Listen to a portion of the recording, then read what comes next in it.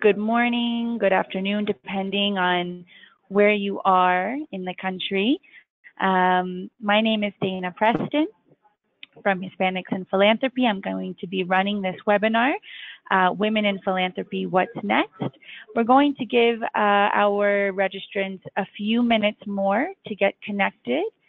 So we will be starting in just 2 more minutes. So I thank you for your patience and I thank you for showing up on time. We'll be starting very briefly.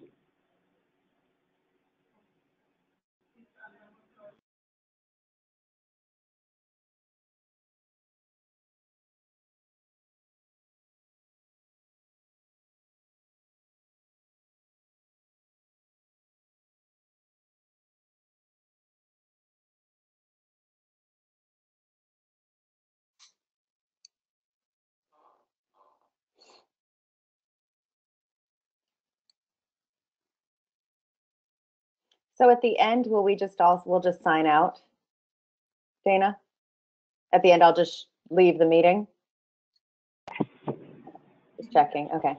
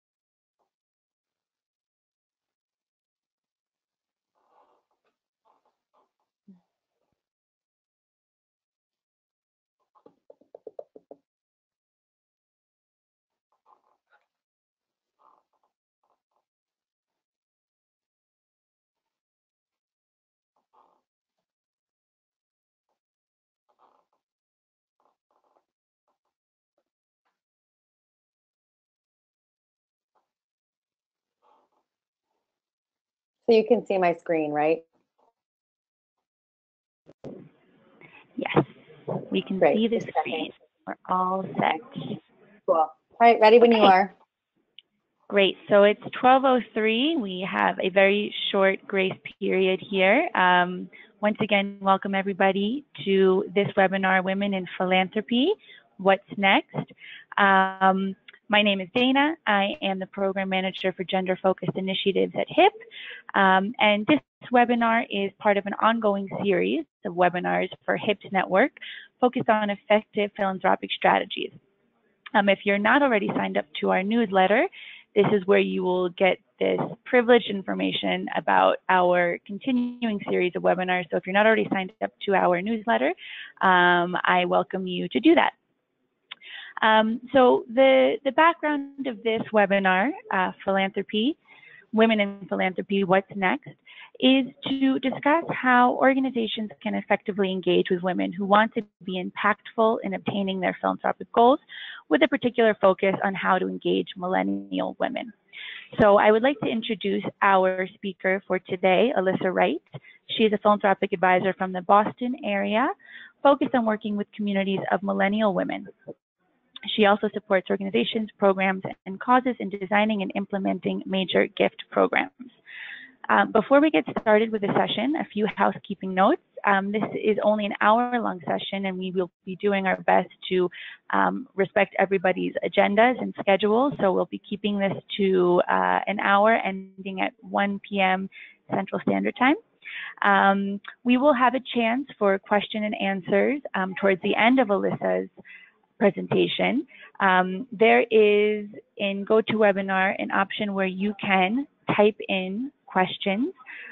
Everyone will be on mute just for the sake of keeping background noise to a minimum. So any questions that you have for Alyssa, please put in the question box. I will be facilitating that session. And we will also be sending a recording of the webinar, the PowerPoint from the webinar, along with Alyssa's email address tomorrow. So there will be follow-up if you would like to do that. So I will stop speaking now and let Alyssa introduce herself and get this presentation going. Thank you so much, Alyssa. Yeah, thank you, Dana. I'm so thrilled to be here. I'm like Dana shared, I'm based out of Boston, but I actually live in the seacoast of Maine. So it's about an hour away, and it's just kind of a sunny, stunning day today. And I'm really happy to be here talking about two of my favorite things, which are women in community and then philanthropy, and how women come together to unleash their most generous selves on behalf of humanity and the earth. So this is really exciting for me to be able to be here today. Thank you to Hispanics in Philanthropy for hosting me and hosting this discussion, especially with the future forward focus. I'm really excited to talk a little bit today about what's working and what isn't, and some of the struggles that we're having, as well as some of the successes out here in the New England region in terms of engaging millennial women who have both inherited and earned wealth. So really exciting conversation today, and I look forward to your questions. I want to start today by sharing a little bit of how I came into the philanthropy world, because I think that it's pretty interesting and extraordinary. I was a suburban family in Massachusetts, very humble blue-collar upbringing, and I found myself in my teen years in some pretty tumultuous circumstances at home. And I ended up moving out in my early 20s because I learned that my family no longer really shared some of the core values to me that were really important as I was setting off as a young adult. And so that sort of difference in values led me at 20 years old to pack up my life and move a few hours away to what I could find was the most progressive town in New England. And much like running away to the circus, I decided to join a theater company. And I spent the entirety of 2010 working with an incredible theater company in Northampton, Massachusetts, and ended up actually touring and working on a variety of different productions that were rooted in talking about class and power struggles in Eastern Europe. It was post-war Serbia, and we were talking a lot. The production was called Milosevic at The Hague. And I was working with a lot of women playwrights and actors who had lived during that time and actually testified at the War Crimes Tribunal. So I have this sort of creative lens on all of the work that I do on both the philanthropy and the organizational side. And the reason that I think I've taken a particular focus going from my roots in theater to now working in the philanthropy and fundraising world, I've taken a particular focus in women. I think it's because I'm really excited for how women can, as they rise into the power, can start to bring new metrics around what it looks like to be a successful philanthropist to the forefront of what has been very traditional philanthropic models. So I often say that I'm looking for for authentic feminine leadership and really thinking about what it means to lead with the feminine as women move through this world of giving and living with their values at the forefront.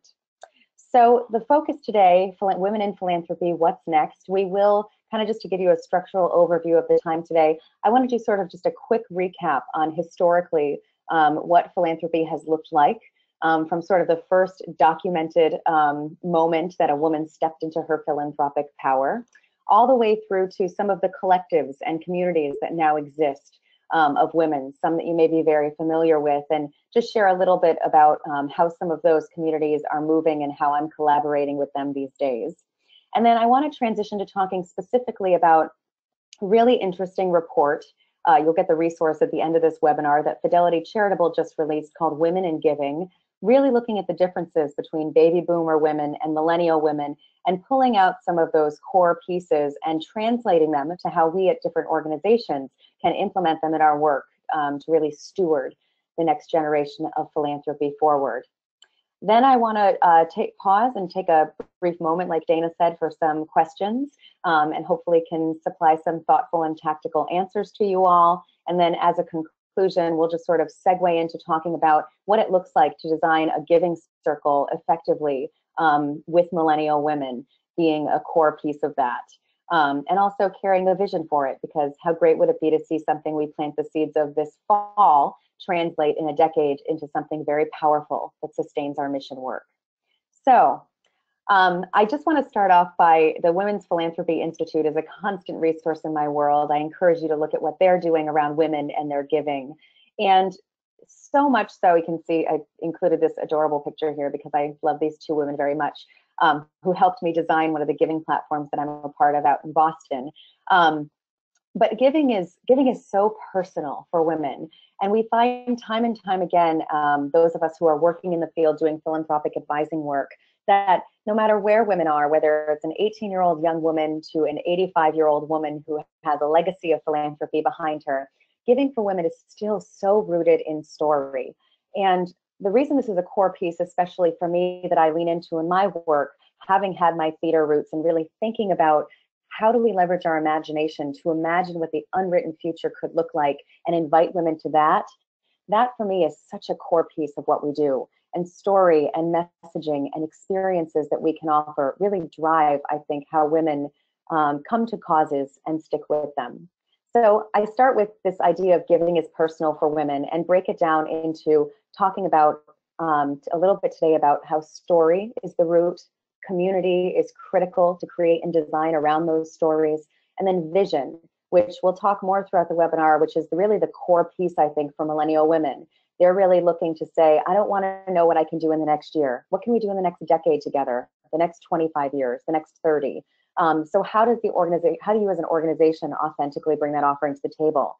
So story, community, and vision, three really core things to think about when you're working with women in philanthropy.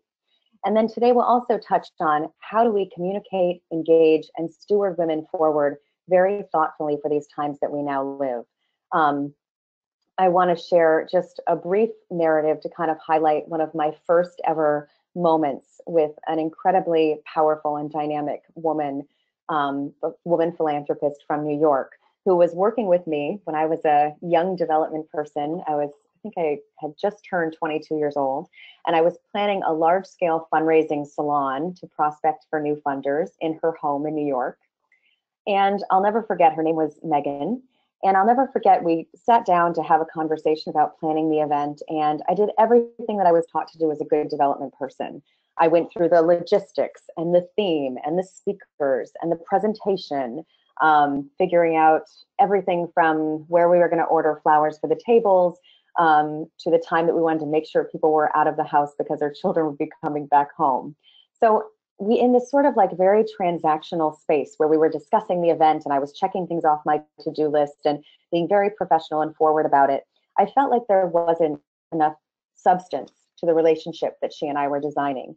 It felt, again, very transactional, very cold. I didn't feel as if beyond this event, she and I would really have more to talk about in terms of philanthropy and giving and the specific issue that we were working on, which was supporting girls in rural Africa.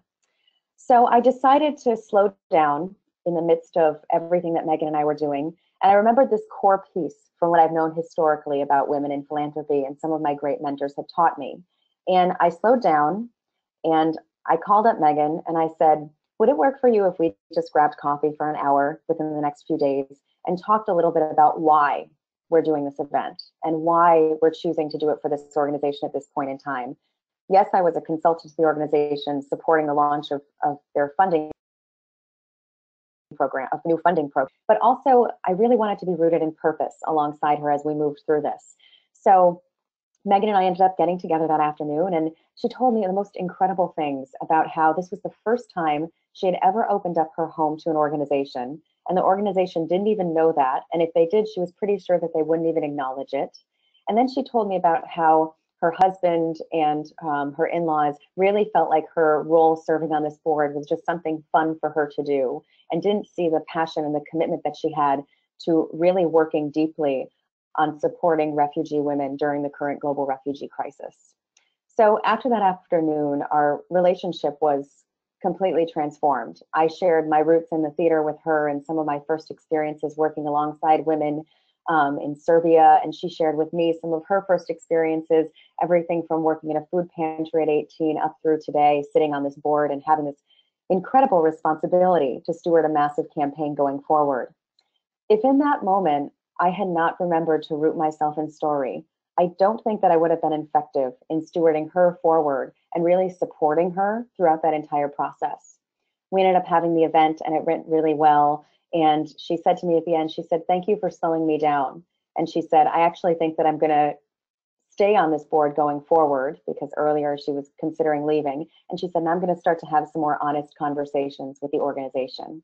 So just a quick kind of story to start off today about how giving is so personal for women And so often they've felt unseen in this work. And I think it's our job to really help them feel seen and heard as we design vehicles to engage them in our mission. So I'll move forward just really quickly about how story leads us to the dominant trend, a dominant trend for women in philanthropy, which is this idea that, and again, this is from the incredible Fidelity Charitable research that has come out, but women are more spontaneous and empathetic and more likely to give to more sectors than men. It's an overwhelming amount. Over 50% of women say they're motivated by their heart versus their head when it comes to giving decisions compared to men. And women prefer to use experts to inform their decision making, whereas men tend to lean into communities of influence that they're already involved in. So this, I think, pulls out a few things for us, going back to the idea of story. How are we really evoking and designing things that truly help women be the compassionate leaders that they hope to be? So where did this sort of trend begin in the US? Where did women start thinking about the story they could write about the world's unwritten future? I started in the United States with what is considered the first documented woman making a philanthropic gift that was completely of her own doing. And it was Lady Anne Molson way back in 1623. And she contributed 100 pounds at the time for scholarships at Harvard University. And what I love about sharing sort of this perspective to begin is it shows the roots of what women have always invested in. And it's these types of tools and knowledge that can also color our conversations with funders.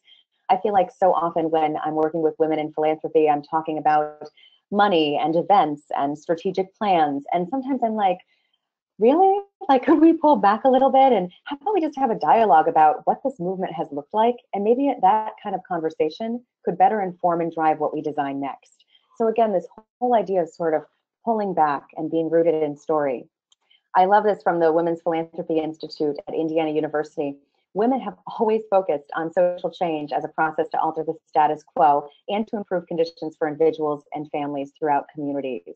And I think it's just such an interesting thing to think about how women have really led the social change movement versus being entirely charitable, and knowing that balance. It's great to know that women have been rooted in that for a long time, and allows us to say, here are the roots. Can we talk to you about the systems change work we're now doing, and to steward them forward and making gifts that are impactful around that? So I pulled out a few core areas from the research at the Women's Philanthropy Institute, which is women really traditionally, since 1623 and good old Lady Anne, have been rooted in supporting education, humanitarian aid, religious causes, and the arts and culture. So just again, sort of for you to get a sense of what some of the core components were in the very beginning and how those are still a vibrant part of today. So giving in the beginning, again, I just wanted to pull out a couple, I think, significant women to look to and some interesting stories. Again, these are things you can bring back to color your conversations with women that you're working with in the philanthropic sector. An example of humanitarian aid, we all probably know Clara Barton, who founded the American Red Cross based on her experience as a nurse. One of the things that I think is really interesting about Clara is there's a lot of writing that she's done about the core components of her feeling she could bring her fullest self to the table, both as a citizen and as a philanthropist, was really always being rooted in the ideas of nurturing, nourishment, care, and kindness. And I find that in the whirlwind of the work that I'm doing and the organizations that I'm partnering with, how often do we get to slow down and just have a conversation about what it means to be kind? And for the times that we're living here in the US, what more important dialogue could we be having with some of our potential funders? So again, just looking to some of these core pieces that women have really championed over time and enhancing them and bringing them into our conversations today. I love the story of Miss McCarthy, who was a frugal saver her entire life. I actually looked up something interesting about her. She was an African-American, one of the first African-American women philanthropists in the 1900s, who saved her entire life, was incredibly frugal. I actually wrote down, I think this is so interesting, she never owned a car because she wanted to save up enough money to give to Southern Miss when she passed away. And when it came to dividing up her estate, she only wanted to talk about percentages, which is an interesting thing we're seeing a little bit in philanthropy. A lot of people are talking about the percentage of their net worth that they're giving away in addition to the actual amount. And again, it's just another powerful tool to color your conversations with women in philanthropy. So one of the things that I've been working with a young millennial funder who both has inherited and earned wealth out here in the Boston area is we've been talking about what percentage of her net worth does she want to be giving away every year? And is it the same for her to be cutting $100,000 check and $100,000 check here and there as it is for her to really be aligned and thinking about, I want to give away 10% of my net worth every year. What does that look like? And how is that perhaps a more powerful driver and invitation to other women philanthropists? We'll get to a little bit later in the webinar about where I'll share how millennial women are really charged about getting others to give and inviting them to be more dynamic and more impactful in their giving. So again, how can we help instill some of these core values and discuss some of these things with women in philanthropy to drive them forward, not only more strategically, but in a way that really unleashes their full power. So I thank Ms. McCarthy for that being something that she educated me on and doing a little bit of research in the last week preparing for today. And I just love the idea of, again, these roots of education, social justice, nurturing, kindness, all of these things that I think we need so much more of in society today. We can find them through working with women in philanthropy. And then I love the story of Abby Rockefeller, Lily Bliss, and Mary Quinn Sullivan coming together to establish the Museum of Modern Art in New York City.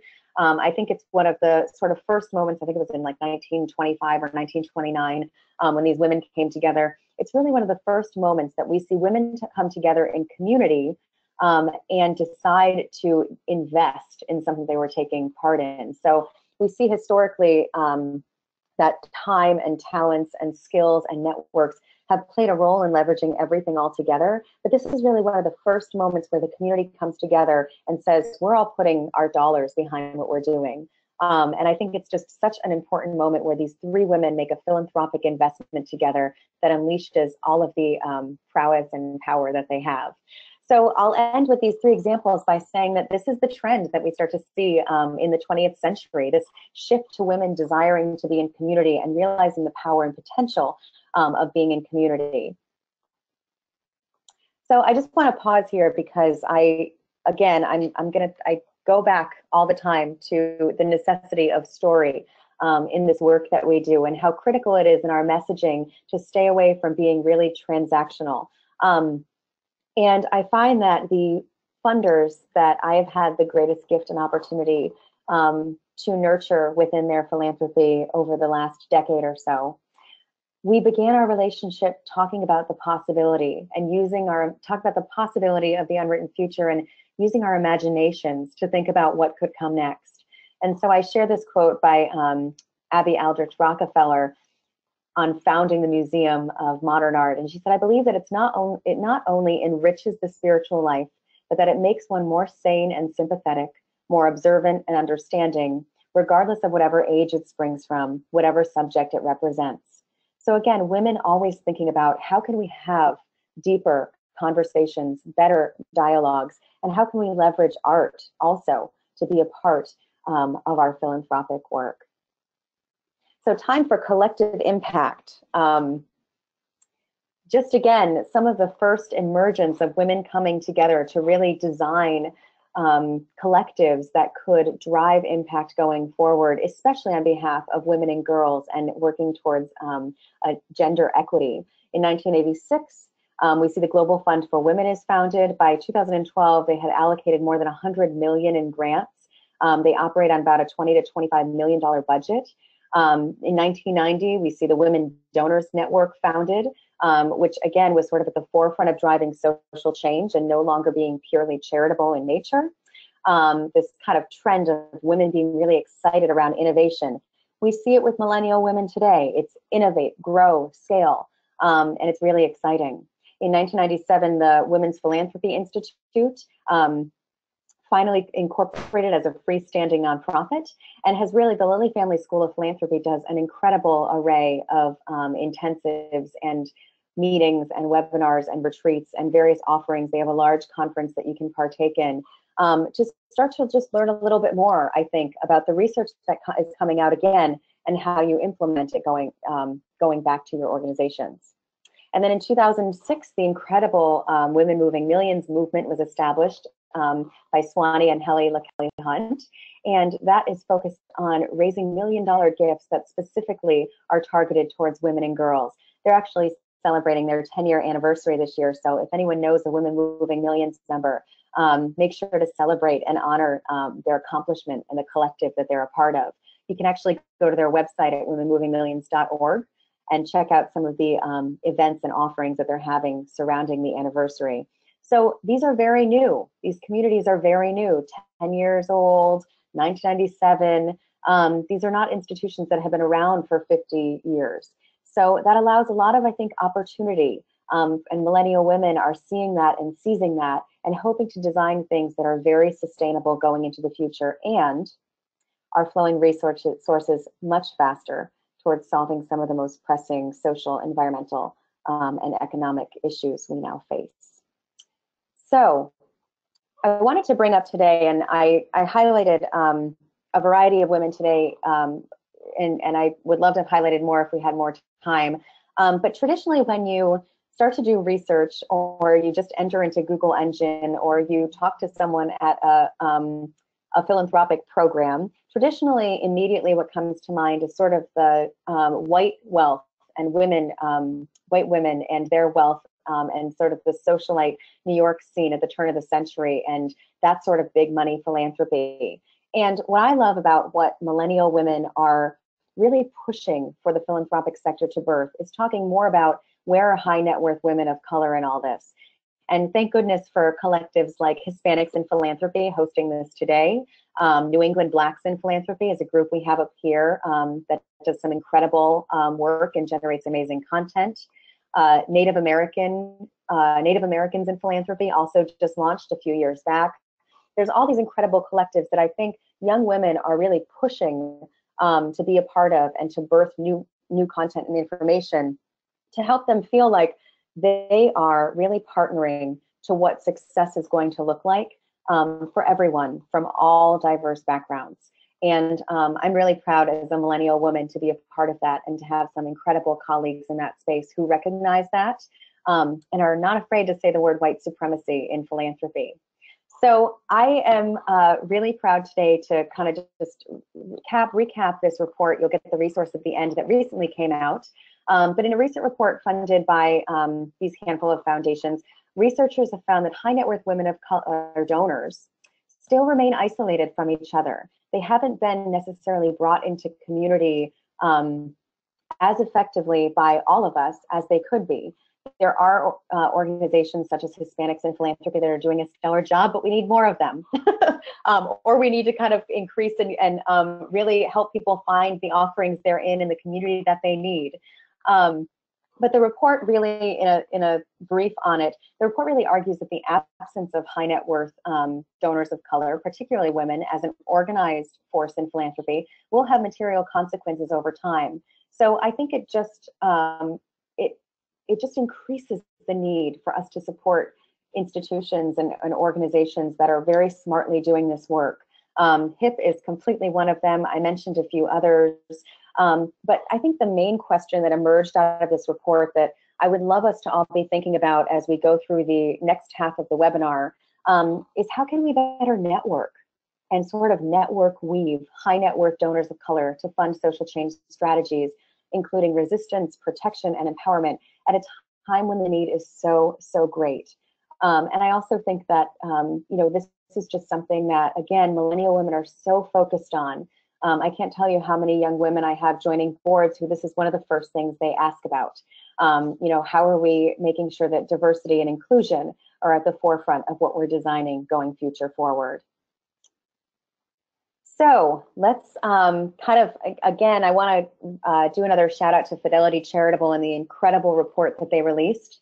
But what do we know about millennial women donors and their approach? I sort of broke this down, and you could argue that it's not positive and negative, but I think it's positive and negative just in terms of what's sort of working and what isn't. And then with what isn't working, how can we as stewards of these incredible young women be more supportive? I want to contextualize millennial for those of you who might be chiming in and not quite sure what it means when I keep using that term, which which some days I love and some days I don't, to be quite honest, because of the sort of stereotype that comes with it. But millennial is really anyone born between 1980 and 2000. We sort of, in my work here out in the Boston area, we really consider millennials people under the age of 40. And then there are people sort of in this 35 to 45 bucket that I think are sometimes lean more towards being more like the millennial generation and profiling in some of the ways that they profile, and sometimes lean more towards being like the Gen Yers and even baby boomers. So I think for me, just as we go throughout the rest of this webinar, when I think about millennial, I think about individual. So much of what I think the younger generation in philanthropy is looking for is to be treated as an individual and to be championed therein around their unique gifts and talents and resources, to be honest. So it's really great for me to kind of hopefully reframe for you. When you hear millennial, think individual. How do we take an individual approach with this person? And really make them feel like they're special and they're championed for all of the good things they have to bring to the mission, knowing that we're all rooted in the values therein together. So, and it also could be translated to really anyone, but our focus today is really on some specifics that Fidelity has shared with us in their research around millennial women. So positive things that have come out of it. Goodness, we know the social approach, right? So we know about all of the social media that exists. We're very aware that being socially engaged and virtually active is really important to younger women, but also being mindful of how we're communicating when we're on those platforms. And again, leading with story, leading with visuals. So millennial women are very into, within their philanthropy, a social approach and a community-driven focus. So they like to see the entire perspective of what the community is doing and how they're also in that community and an important part of it. Millennial women are open to innovation and taking risks. We see the roots in women's philanthropy in the entire movement of how women have always been very connected to the idea of innovating and driving things forward. And I think that nowadays it's so important to champion the people within your organization that are not risk averse, that are willing to take risks, and to put them in leadership roles in order to do so and to lead into the future. So I encourage you after today to maybe think about a few millennial women that are in the network around surrounding your organization and how they can help you lead on some of the projects or programs that you're a part of that might require a bit more risk. They encourage giving among their peers. I have to say that it is wonderful to know that the next generation of women in philanthropy are going to be effective fundraisers and actually get excited about talking about money and asking for money. A lot of my coaching that I do right now is helping people overcome the anxiety and fear of making the actual ask. And so it's really great to see that maybe that is something that going into the future, there won't be such a need for. So again, this sort of like call to transparency that the entire millennial generation provides us, it's really wonderful to see that the transparency is playing out in a really strong call to make more resources flow to important missions. And then the last positive piece is they desire a global perspective, which I think is just, I think it's incredible. Up here, I'm looking up here like Maine is in my ceiling. But up here in Maine, where I live, one of the things that's really awesome that we're starting to see emerge is a lot of the younger women in the state who are inheriting wealth are really interested to look to other models to bring back to Maine to support women and girls or to support environmental sustainability.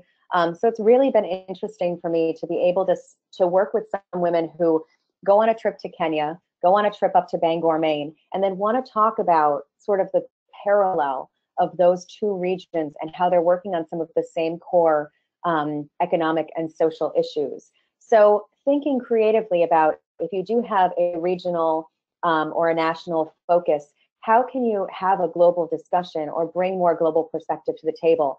I think this is something that as millennials travel more and globalization just continues to be a key player in what we all do, it's going to be really important that this is something we all carry and keep in mind in our messaging and the spaces that we design. And then some of the negative things, which again aren't necessarily negative, but I think just areas of opportunity, is that unfortunately millennial women are a little less satisfied with their overall giving. We also see this actually with a lot of millennial women who are with their careers. They're a little less satisfied with what they're building and designing professionally. So I feel that this is a great opportunity for us to say, flip that on its head and to start to talk to women under 40 who are giving to our organizations and say, how could we help make you more satisfied with the monthly gift that you give to us or the check that you cut at the end of every year? So again, it's just a way for us to have a dialogue that maybe is something we haven't had before. And then one of the other negatives that I'm actually most excited about, because it's what I do in my own personal philanthropy, but a lot of millennial women feel like they lack long-term strategy. And it's difficult, I think, for organizations to sometimes say, over the next decade, let's do this together, because we don't always know what might happen along that path that would lead us to potentially being able to fulfill what we say our impact will be in 10 years. But at the same time, we can't think so small as to keep going year by year by year with our funders. Millennial women are all about sustainability. One of my good friends out here in Boston said, she said, the organizations that I'm supporting really need to start asking me for pledges because I'm sick and tired of them asking me for a check constantly every year. And so she actually went back to one of the organizations that she's a part of and said, could I do 50,000 over 3 years and I'll just send the check on November 1st of every year? And they were like, yeah, that's great. So, you know, this shift to sustainability, this shift to having more strategic conversations, millennial women are open and ready to it, and I think really ready to lead. So again, a quick recap: positive, the social focus and community focus continues. They're open to innovation and taking risks. They encourage giving among their peers, thank goodness, right? They desire global perspective. And then again, some of the negative things that we can maybe support them on is they're less satisfied with their overall giving, and they really lack long-term strategy in how they give. So I'm going to shift now to some of what I think are the best practices that I'm finding in the field working with millennial women donors. At the end of this section, I will open it up to Q&A. So Dana, I'll look to you for some technical support on that. Thank you so much. So how do we communicate with, engage, and steward millennial women? These are three things that I've really, and I know that this might sound a little silly, but three things that I've really heard about the work that I've been doing, both as an advisor, but also as a fundraiser, is people love that a lot of what I do is rooted in story, and I'm a great storyteller. And I share this because I almost think that it might be interesting for you to consider taking classes or getting support and skill building in things like in areas like the theater or the arts or storytelling courses. There's a variety of different resources out there for you, and I'm happy to share any with anyone after this webinar, just in terms of getting yourself to a place where you feel like you can really tell compelling narratives about the work that you're doing. The second thing is being a compelling conversationalist. I never knew that there was really an art to conversation, and I thought for a while that maybe I just talked a lot, but I had two incredible mentors in my early 20s who really helped me sort of understand how to shape a great conversation with someone around mission work. So I'm happy to share some of those resources as well. And I invite you, as development people and program officers and philanthropic advisors, sometimes we get very into the structure and the process and the planning. And I think the most important thing, if there's one thing you also really take away from this webinar today with me, is go spend time with your donors.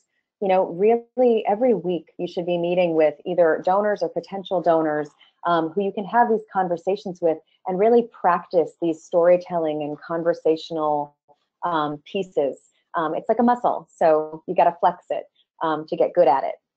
And then overall interesting human. I put a random fact on here because I'm obsessed with Leonard Cohen, and his original Hallelujah had more than 80 verses, if anybody was interested in some music trivia this afternoon. But just one of my mentors in my when I was first working on a project in New York said to me, Alyssa, one of the best things that you can do going out and working in the philanthropic sector is just be informed about everything and be informed about interesting things. So I do a lot of reading. I do a lot of fun facts. I keep myself immersed in arts and culture as much as I can. And I find that it really does really help me build effective and interesting relationships with people who otherwise normally I wouldn't, just because of socioeconomic standing and where we're at. So it's almost like a way to break through class, to have a really interesting dialogue and build a great relationship together. So practice for working with millennial women on becoming a great storyteller, a compelling conversationalist, and an overall interesting human, which I'm sure many of you are, because almost everyone I meet in philanthropy pretty much is. So 4 tips that I want to share today for communicating with millennial women in philanthropy. Present vision. So we talked earlier about how they lack long-term strategy. Here's where you can really present a vision to them. And I shared some example language that I use often when I'm in conversations. I'd love to begin mapping with you what a decade working alongside us could look like in order to further the rights of women everywhere. Would you be open to a conversation about that the next time that we meet? It's a great sort of way to set up a conversation about long-term strategy. Build community.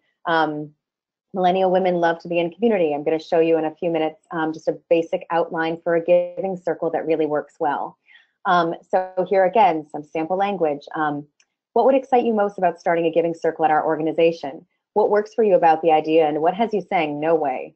So again, just sort of that initial way to set up a dialogue about how can we build community here.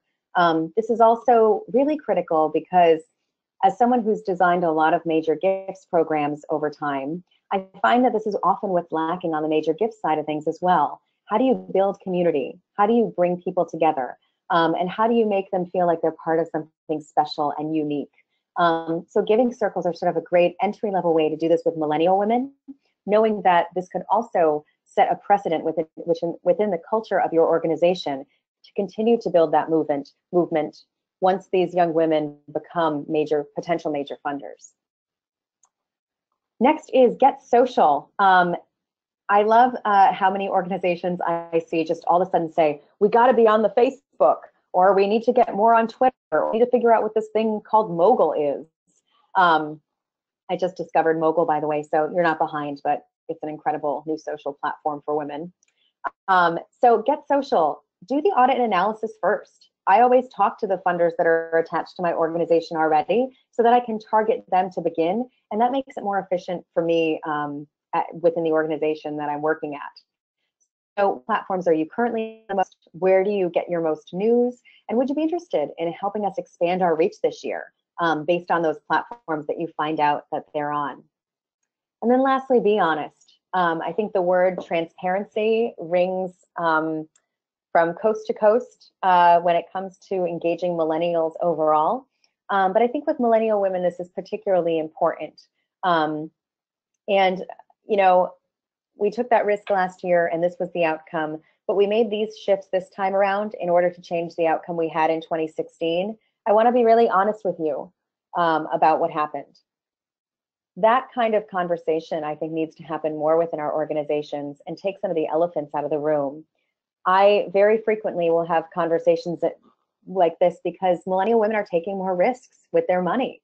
And so in the beginning, I have to say, you know, this is risky, but I want us to try it. I don't want us to say that we did not try. So just being really honest and not over-promising, because I'm finding that a lot of the younger women that I'm working with can really smell that from a mile away. So present vision, build community, get social, and be honest. 3 quick ideas for engaging with millennial women in philanthropy. Consider crafting a long-term philanthropic plan for them. I shared earlier today about the vision plan my friend and I are sitting down with to map around 2 organizations she works with in Boston.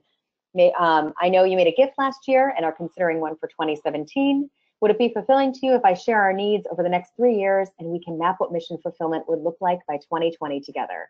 That sounds like a really exciting conversation. Engage the arts.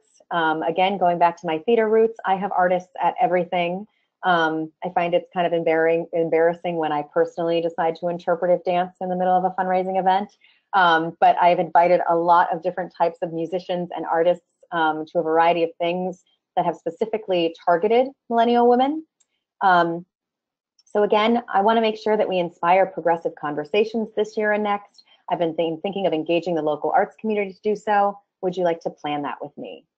And then third is launching a giving circle or platform. I really want you to meet Sarah, who's part of the organization as well. She's incredible. Would you and she be willing to get together for coffee and talk about the idea of designing a giving circle this year? I think you two would really enjoy doing it together. So building that community, creating that vision, giving them social options, ways to get more involved and close to each other, and then sort of launching that with real trust and authenticity at the forefront. 2 ways to successfully steward millennial women in philanthropy. One is make sure they stay in relationship to staff, donors, and advocates over time. I want to read this example I wrote because I actually said this on a call a few days ago. I said, Sarah, I know you met Jessica at the annual event last spring, and her sister Katie just joined the board, and I really think that you should know each other. Can I introduce you both to get coffee sometime soon? She also used to work at Fidelity, and I bet you two would have a lot to talk about. So again, how are we building community and taking that time to very intentionally bring women together around shared values and story? Secondly is offer them the opportunity to learn alongside you weekly, monthly, quarterly, annually. I shared earlier in some of the Fidelity research that women love to get most of their knowledge around their philanthropy from experts. So giving them access to some of the experts over time. And again, you'll see, this is what I'm doing right now in building a major gifts movement that I'm a part of out here in the city. Sarah, I hope you had a great meeting with Kate. How did it go? I hope wonderfully well. I was curious if you and she might have connected about Dr. Jones, who helped us write the white paper in 2015. I've been considering having Dr. Jones craft a seminar with our current advocates on the issue this spring. Might you both be interested in designing this with me? So again, bringing the community, bringing the experts to it, really presenting the vision and driving it forward. And then one thing to never forget in the entire process, with millennial women, but truly all women in philanthropy, it's about co-designing, co-designing, co-designing whenever possible. Women have for so long, I think, been silenced in this space. And allowing them to have a voice and create things with you is critically important. Tracy, who's an incredible philanthropist that I've gotten to work with, shared this with me a while back. She said, I just want to know that I built something here that leveraged all of my gifts and was also something that my children could eventually be proud to be a part of. Tracy was actually part of designing an amazing donor trip with me that was a mother-daughter donor trip to go visit one of the sites where we were doing some work in Africa. So there's just all these amazing ways in which we can help women feel like they're bringing their unique gifts and their unique stories to the table, and that the unwritten future that they see can be realized via our mission. So let's do this. I'm going to pause really quickly, Dana. I know I'm watching the time clock, so we have about 10 more minutes. But Dana, I'd love if you could maybe read a question or two. Yes, absolutely. Thank you so much, Alyssa. So if anyone has any questions up until now, I invite you to write them out in the text box. But we have one question so far from Angie, which is, which social media platforms do you find most useful for maintaining and recruiting millennial donors? Oh, that's a really good question. So one thing that I'll just say is it's still so much of what we do is Facebook. But I am actually starting to really lean into some more of the spaces that have millennials emerging as thought leaders and communicating with them therein. We actually started a blog, an organization I work with started a blog post on Medium. And we also started one on Mogul. And we also started one on Levo League, L-E-V-O League. And these are 3 different platforms that are really championing millennials as thought leaders and progressives. And what we've done on there is we're highlighting some people already in our community, and then they're kind of building their own community on these social platforms via their great thinking. So for instance, just to sort of share what that pipeline looks like, because yes, we can, keep engaged on Facebook, Twitter, LinkedIn, Instagram, all of these different platforms. But I love the idea when you're really looking for funders of looking to some places where the thought leadership can be championed.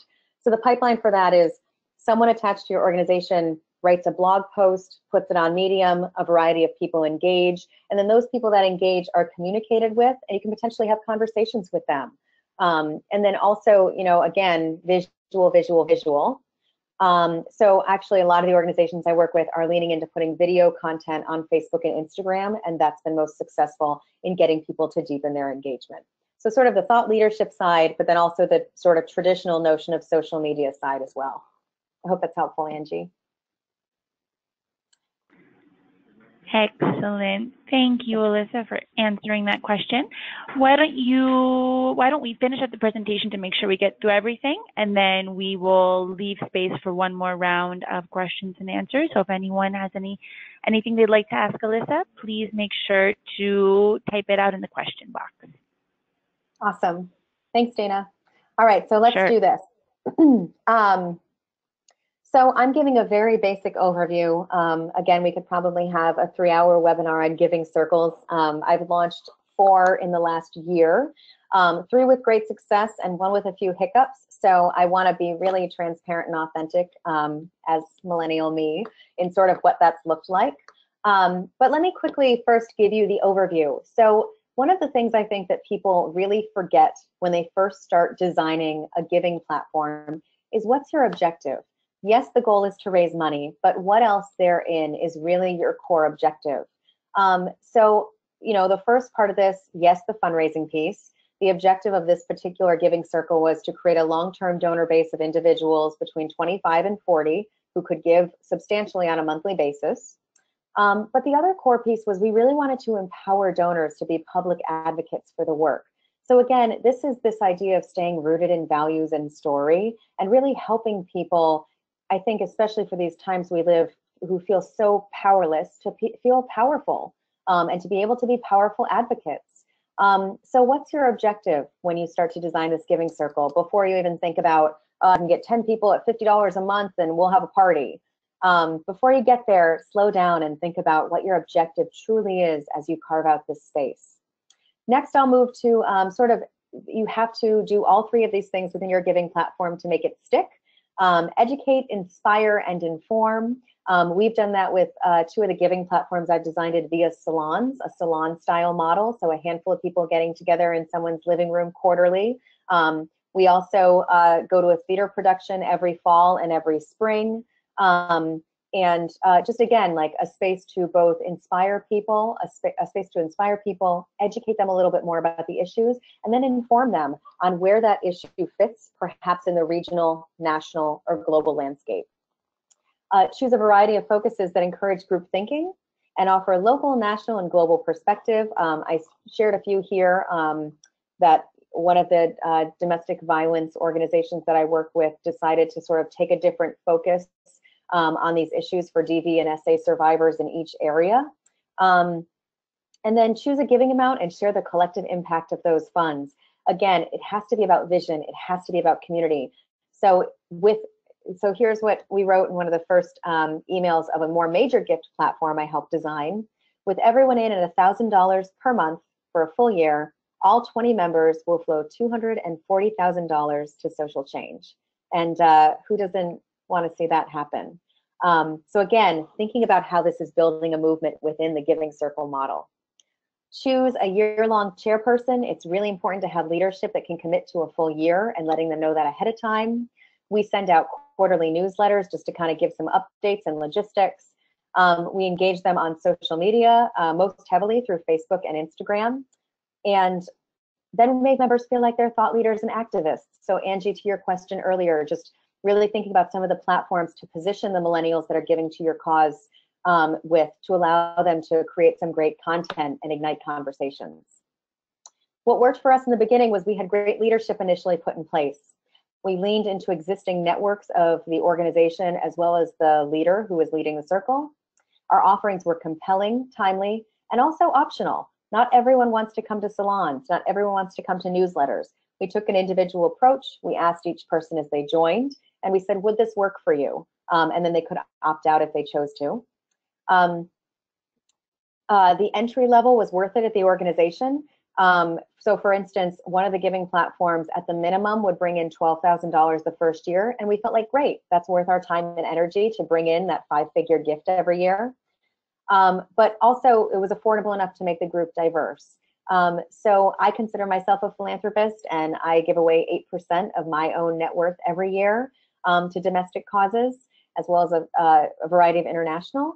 And I think it's really important that we cut across class a little bit with how we define philanthropy. So you might have a giving vehicle that's $50 a month, raises $12,000, and then you might have a major gifts platform like the one I just shared that's $1,000 a month that raises $250,000. So just thinking about how philanthropy can be accessible to all millennial women. The organizational leadership was prepared to build connections, and there was a balance of both substantive and fun, and we created an inclusive environment as best we could. Some of the early on struggles, one was, should we have alcohol at these events or not? And we realized that it really had to eventually lean into mission. I feel like everyone thinks that if you have a fundraiser at a brewery, you'll get millennials to come, which is probably true. But also at the same time, based on your issue, do you really want to have alcohol be a core component of the space you create to fundraise and advocate in? So for some of the organizations that are rooted in bringing an end to domestic violence and sexual assault, we chose not to bring alcohol into those spaces as part of what we were building and designing. Men or no men, we actually had a giving circle that transitioned to becoming a giving pact, because the millennial women we initially targeted wanted their spouses and then some of their peers and colleagues to be a part of it. So we decided to shift from a circle, which felt a little more feminine, to calling it a pact, which now is a balance of both men and women that are giving at the same level. Some of the other struggles, getting everyone signed on and committed to the dollar amount, being really clear upfront that the commitment is starting on June 1st, $50 a month for the full fiscal year, and here's the information, and if you could sign on and do it today, that would be great. We spent a lot of time chasing people to sort of sign on for their initial gift. Scheduling the salons ahead of time, right from the beginning, we planned we're gonna have one start in November, February, May, and July. We picked the dates a year out, got the information to everyone. It also guarantees attendance, which is great. There's a little bit of micromanagement of the members. So people really struggling a little bit with, the organization struggling to let go of how it sort of had, in a very conservative way, allowed donors to get involved in messaging and communications and social media and all those different pieces. And millennials are really adverse to that. Again, they really like this idea of co-designing. So thinking about the things that still need to be tracked and still need to be supported, but also knowing the pieces that can be co-designed and led fully by millennial volunteers and funders. The bandwidth of the organization to be able to handle the small group, again, making sure that what you design brings in enough resources for you to sort of offset the staff time and energy that it takes to create it. And then this idea of true collaboration versus a club.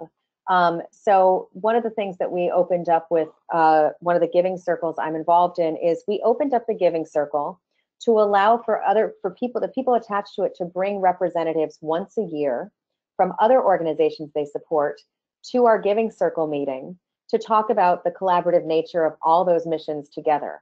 So I think that's really important, because then it sort of gets this feel of true, authentic connection and collaboration to accelerate social change and achieve mission fulfillment. It takes the competitive nature out of it, and it's very transparent and honest, which millennials love. I just want to end today and open it up to Q&A with one of the most amazing women, I think, in the history of time, who's had an incredible impact on me as a poet and a person. Maya Angelou shares this idea of, I've learned that people will forget what you said, they'll forget what you did, but they'll never forget how you made them feel. And I think that for the young women that I'm working with right now around their giving and their change agency, it's so important. Like, I'll harken back to the beginning of this and my story of Megan. It's so important that we root in story, share values, and then move forward together with the intentionality of how we intentionally creating the space.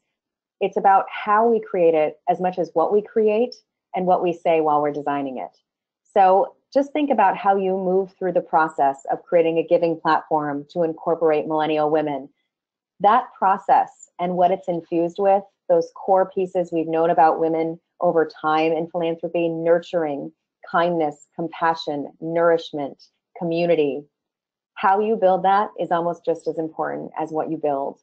So I will end on that today, right at 2 o'clock. So feeling pretty good. I don't know if we can take a few minutes for questions, but there are some resources and also my contact information if you'd like to get in touch with me about building a giving platform for millennial women within your organization. Dana, thank you so much. No, thank you, Alyssa. If anyone has, we probably have time for one question. So if anyone wants to intervene, let's see. So we have been recording this webinar. There's a question, are we recording the webinar? It's currently being recorded. Tomorrow we're going to send out a follow-up email with recording, with the PowerPoint presentation that you saw today, which also has Alyssa's contact info. So I think you'll have time to ruminate on this presentation, which was incredibly thoughtful and passionate. I really want to thank Alyssa for taking the time to share her experience with us. And I invite you all to be on the lookout for the email tomorrow to follow up on this session, and reach out to Alyssa directly if you have any questions or want to discuss this a bit further. And I thank you all for taking time out of your day to join us, and we hope to see you on future webinars. Thank you, everyone, and have a wonderful rest of the day. Thank you so much. Take care, everyone. Bye-bye.